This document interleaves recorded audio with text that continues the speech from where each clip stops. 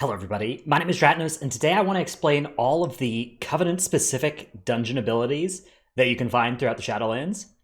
These are really powerful, and they're going to be really important for Mythic Plus, especially for high key pushing.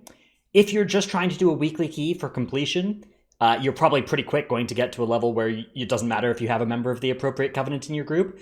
But if you're interested in pushing really high keys, I would be shocked if any of the top keys for each dungeon this season didn't have a member of the associated Covenant, because of how powerful these effects are. So let's go dungeon by dungeon. As a general rule of thumb, it's the 2 dungeons from your Covenant zone that will be the ones that your Covenant has a buff in. So the other side is the first one here, and the other side, there are 4 urns scattered throughout the dungeon. So this is where you enter the dungeon, and there's one here, one here, and then there's one also in each of the wings except for the Mechagon wing. And these urns, when you channel them, are a 10-second AoE stun that also...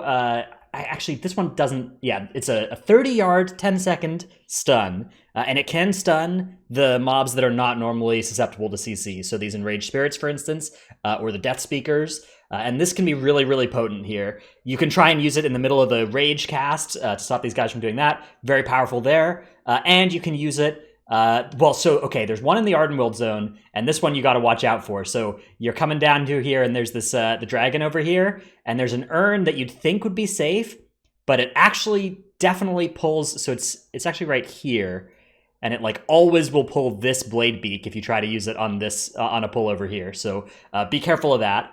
But other than that, there's the one over on this side, and it's also a good AoE stun that you can use against either or both of these pulls, for instance.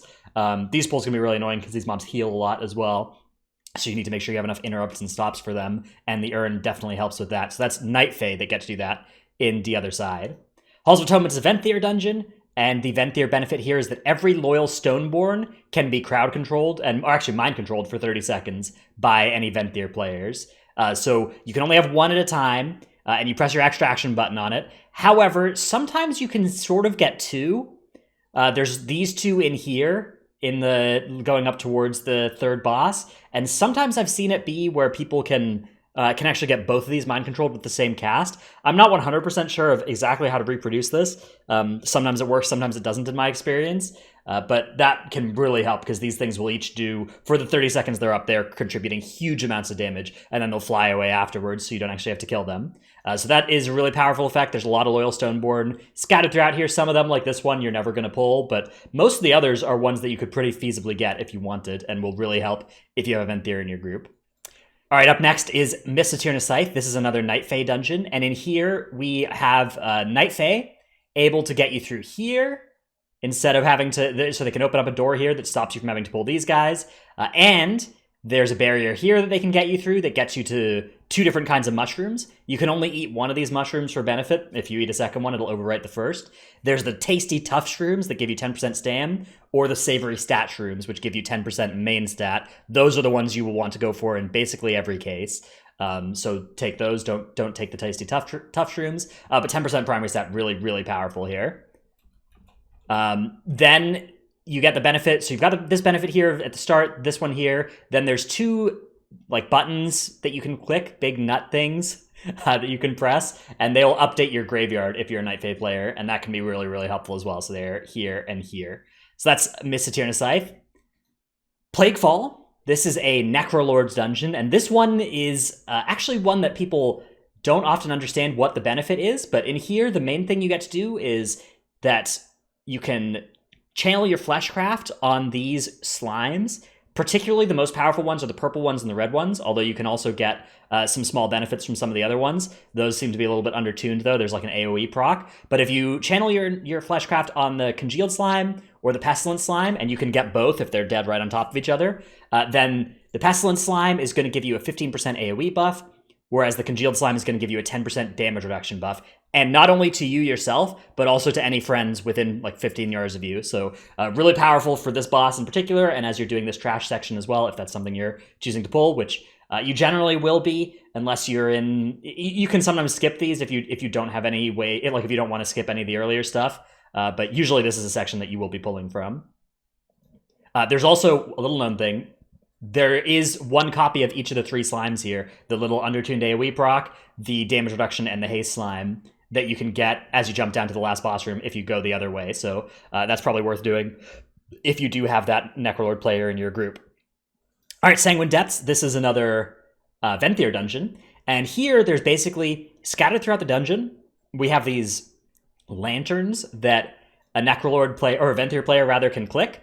For 20 seconds, they will then collect the souls of any enemies you kill near them, and that will charge up the lantern and give you a buff that is 5% damage and healing increased, stacking per enemy killed in there. So really powerful thing. It's actually not right here. Sorry, it's right over here. This is not where it is.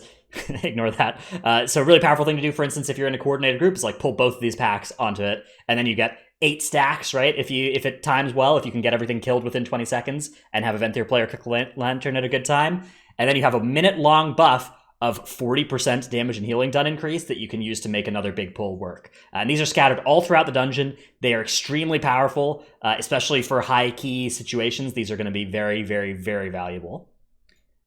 Spires of Ascension, there are spears scattered throughout the dungeon.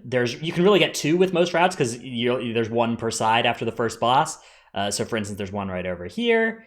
And then once you go up to this area, there's 1 down by the little staircase here.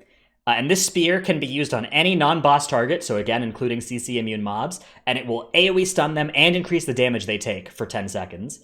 This is really powerful. It can potentially allow you to fight 2 of these at the same time, or if you're fighting these 1 at a time, you can use it on the last one and just stop it from doing mechanics and cause it to take extra damage for some time. If you have 2 Carrion players in your group, you can carry 2 spears to the end here, and that can be really, really powerful because, again, it does stun and apply damage increase to these guys. Or you can just use it on a regular old pull over here. You can use it on something like a double pull, like this pack and this pack at the same time or something. So those are all options that you're... Oh, actually, wait. I think the spear comes from over here, not from over here. This dungeon always confuses me a little bit with the layout because there's such similar mobs on each of these platforms. But yeah, I think the spear comes from over here. So then you can use it on, like, say, this pole because they do patrol fairly close to each other. All right, Necrotic Wake, also a Carrion dungeon. There is this little Goliath here. There's a Goliath here. And there's a Goliath here, and Carrion players can use their stewards to repair the Goliath, and once you do that, the Goliath will shoot out 5 anima balls. You touch those, and you're going to get a big buff that'll do some AoE damage in addition to a bunch of other nice stuff for the next minute. Really powerful, bringing it onto the first boss. You can do your first pulls like this, and then you're going over to the side, you activate the Goliath, and then you use it to kill this boss. Very helpful there. The one over here and the one over here, this one's a little bit out of your way. It may be worth going and grabbing them, may not be. There are also several weapons scattered throughout this dungeon. Those are not Covenant locked. They're just really powerful. So there's like spears that you can find. There's a spear right here. There's an anime ball here. There's an anime ball here. There's like a hammer and a spear here and here. And there's a hammer over here, and these are potent as well. They're stuns or damage increases or AoE silences and also a bunch of damage. And basically whenever anybody clicks them, they're going to be top damage on that pull. It's going to be a huge proportion of their damage. So those are absolutely worth thinking about and including, but you don't need a Carrion player for those. The Carrion player is just for activating those Goliaths and getting those anime balls. Theater of Pain is one of the simplest ones, and I think probably one of the most underrated ones, actually. It's also maybe correctly underrated. There are these banners, 1 for each wing, that you can click on that will give you 5 minutes of group-wide 10% versatility and 10% movement speed. The movement speed can actually be pretty nice in this place as well, because all of the bosses basically have mechanics where you're going to need to move, and so a little bit of movement speed actually does help there in a pretty invisible way. And 10% verse, not bad either. But this is probably one of the ones where you will feel it the least if you don't have a Necrolord player in your group, compared to missing out on the Covenant buffs for the other dungeons.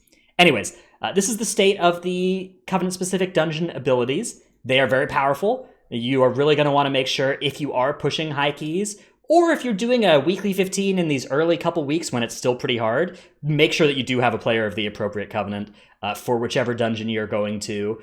You can maybe get away with it in some of them, but particularly in the places where it's really easy to use, where you don't need to do any coordination. Well, you know how in Sanguine Depths you need to actually pull the mobs onto the lanterns and like that. That can be a little tricky. It's tough to optimize that. But in Halls of Atonement, you literally just walk up and the Ventier player presses their extra action button, and you get, a 6th and 7th member of your team for the next 30 seconds. So I would hesitate to go in here. If the key is going to be at all hard, it's either going to be a case of like it's hard with a Ventier or impossible without one, or it's going to be a case of it's hard without a Ventier and pretty easy or medium with one. And so making that shift in either of those cases is absolutely worth doing. That's the Covenant-specific dungeon abilities. Hope you liked this video. Hope you found it helpful. Check out my Twitch stream, twitch.tv/Ratnos. Thanks everybody for watching. I'll see you in the next one. Bye.